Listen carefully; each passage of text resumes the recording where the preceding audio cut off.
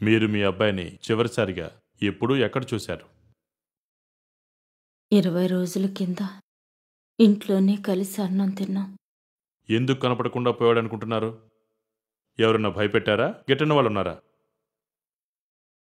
చాలామంది. ఎవరు వాళ్ళు? బ్యాంకోడు, ఇది చివర అప్పులోడు, కరువిచ్చిన దేవుడు, ఏంటి వాళ్ళతో తగాదా?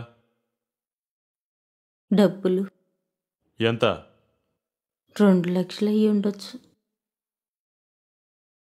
అయితే అన్నం తిన్నాక నీ కొడుకు ఎక్కడికెళ్ళాడు? అదుగో ఆ రంగు తలుపుందే, ఆ గదిలోకి వెళ్ళాడు. ఆ తర్వాత కనిపించలేదా? ఉత్తరం గాని ఏమైనా వస్తువులు గాని వదిలి వెళ్ళాడా?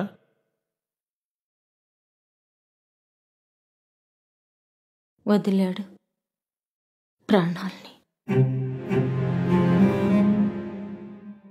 ఏంటి, చచ్చిపోయాడా? ఆత్మహత్య చేసుకున్నాడా? మరి ఆ పోస్టర్ దానికి? విసిగిపోయి అలసిపోయి ఆత్మహత్య చేసుకున్న రైతుల సంఖ్య తగ్గించాలనుకున్నారో ఏమో.